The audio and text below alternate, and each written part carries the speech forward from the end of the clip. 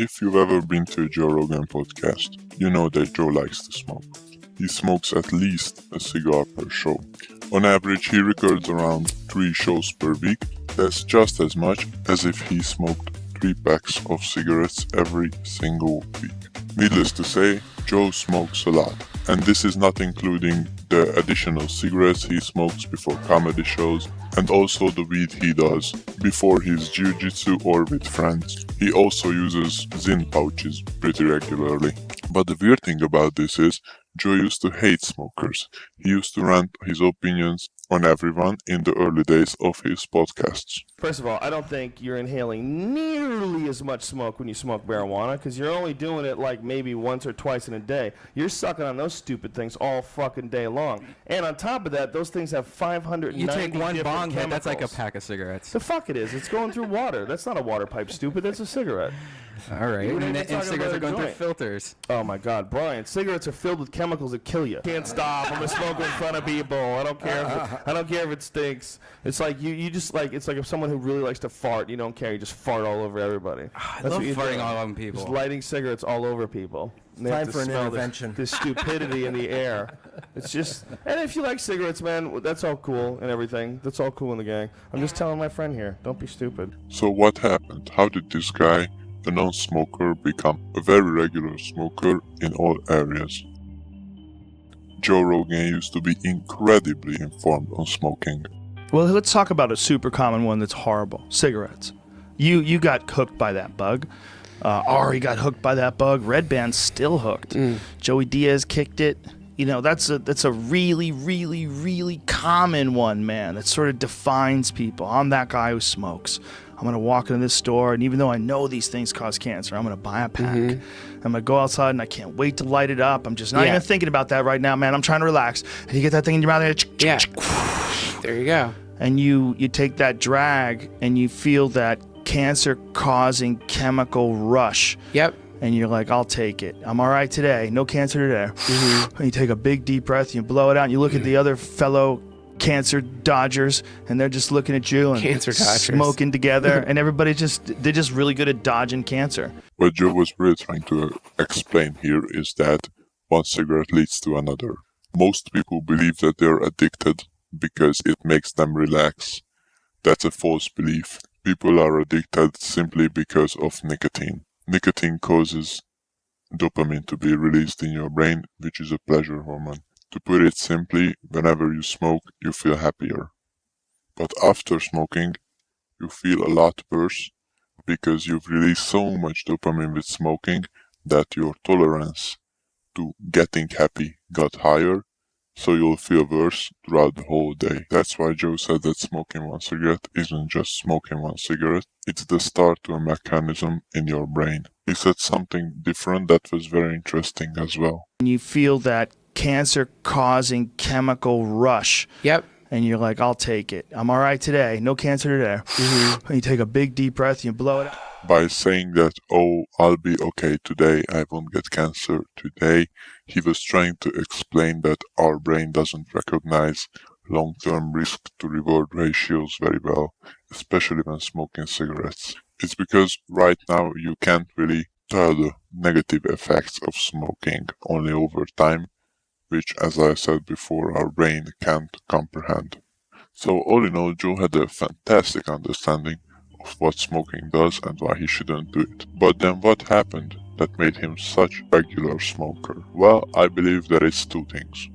As Joey Diaz explains in this clip, and it's Joe Rogan pre-marijuana when he was fucking miserable.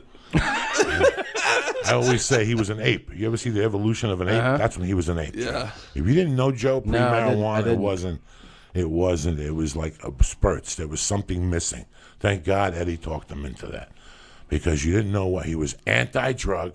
Yeah. Anti-fucking drug. You know, if Bert came over and the next day he'd call me, Bert Kreischer had like 16 fucking beers. He's got a bad problem, and he would just say that. I remember we went to see Doug Stanhope. That's how it started.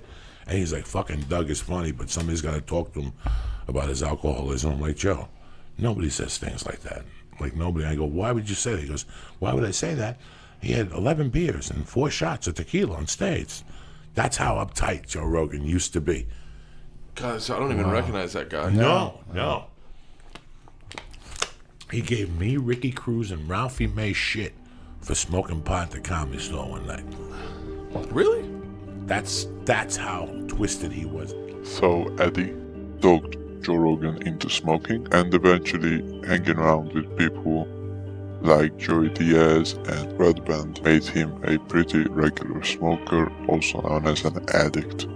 It's not all negative stuff. I believe that the second thing that caused Joe Rogan to get addicted is the good experiences that he had with different kinds of drugs and psychedelics like weed or DMT. He and Mike Tyson talked a lot about using DMT to look at the world differently, which was introduced to Joe Rogan by someone called Eddie Bravo and Joey also. So Joe definitely had a lot of positives from this friend group, but the problem is that Joe got introduced to all these things at once. So throughout all this he couldn't really make a difference in between things that had positive effects on him and things that were just negative for his life. So this is basically how Joe Rogan got addicted. What Joe would have to do now is to differentiate between things that do have a positive effect on his life and things that don't. But I hardly think that Joe will be able to do that. I don't think that Joe will have a realization that cigarettes are completely bad for him, but weed can be an enhancement for his life sometimes. By the way, I'm not advocating the use of weed. It's very bad for you. Joe just happened to have some good experience with it from my understanding. If you've known Joe for a while, you'd know two things about him. The first is that he talks out of his ass a lot of times. It's nothing to blame him for, though he has made a lot of podcasts, so it's inevitable for him to sometimes comment on a topic he is not too educated on. The second is that Joe can be very, very stubborn. For Joe, unfortunately, these two things, being stubborn whilst also being uninformed on certain topics, is a recipe for disaster. He claims some pretty unreasonable things about his addiction. One of those blue cigarette things, and I'll suck on them before a show. Nicotine? Yeah, because it's not crazy? nicotine. No, it's not nicotine you have to worry about. Nicotine is actually has health benefits. So nicotine's what's addictive. It's I don't know, man. It doesn't work like that with me. Do you crave the e-cigarette more?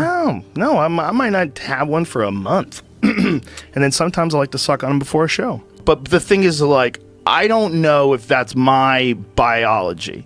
Like, I can just do things and stop doing them. If I'm an everyday Zen guy, if I stop it, am I gonna be like? No, I stopped it the other day for 2 days. I said I want to see what it's like. And nothing. Well, did you wait 3 days? What about 4 days? Are you gonna get I itching? didn't have an itch. No, I would no, think was you would have fine. got it earlier instead of later. I liked them. Are you an everyday? Fun fact, Joe said in that clip that he got one of those blue cigarettes because of Joey Diaz, proving my point right, that he's smoking because of his friends. The other but more interesting thing that he said is that his biology is somehow different. He doesn't really get addicted to smoking. You see the mental gymnastics that he does subconsciously to convince himself that he only likes cigarettes, although he couldn't resist smoking them for more than 2 days. The interesting part to it for me here is that he used to know a lot about it causing cancer and how it affects your dopamine system and reward system. If he actually understood how it worked, he'd know that smoking is not worth it. This just shows that hanging around smokers a lot for an extended period of time can make you a lot more similar to them. Our brain is a very smart mechanism. It would do anything to get dopamine fast, and that involves coping and rejecting the knowledge that Joe used to have about smoking. Joe claims that he is not an addictive personality. I don't know, man. It doesn't work like that with me. Not a lot of people know this, but that's obviously a lie. Joe used to be very, very addicted to video games. I was going way too hard at one point in time writing. Yeah. Where I would make a pot of fucking coffee, and I would down that shit at like Stay up. 9 p.m. and write till 5, 6 o'clock in the morning, just jacked out of my mind on coffee. Wow. And when I tried to quit that, I had a problem. I had headaches. Like my head was like, oh, like my body was like, you're gonna have to deal with a ridiculous amount of stimulants over the course of like 7 hours. All right, gear up.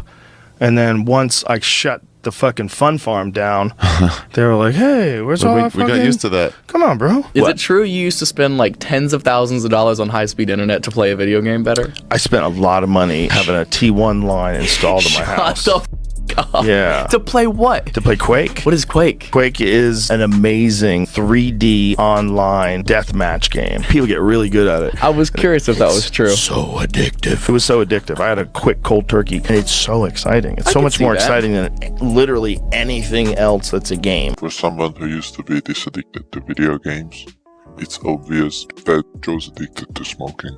I'd bet that before quitting, Joe believed that he wasn't addicted to video games, he just liked playing them. It's the same scenario with nicotine. Joe doesn't realize that he doesn't just like it, he's addicted to it. A very simple way to determine if something is an addiction or you just like it is, does it have a positive effect on my life? You can't like something that has a negative effect on you. That doesn't make sense. The only thing that stopped Joe from being addicted to video games is himself. He realized that he was addicted and that he had to stop. Some people are just this way. Can't really convince them that they are addicted and they have a problem unless they identify it. I just hope that it's not going to be too late before Joe realizes his addiction. He almost had a light bulb moment during Sober October. Ari and I were smoking cigars once in the beginning of Sober October. We're like, are we cheating? I kind of feel like we're cheating. I feel like I'm getting kind of high. People get high from cigars, 100%. I just really hope that Joe will recognize his addiction. Maybe the next Sober October will do it for him. Anyways, thank you for watching.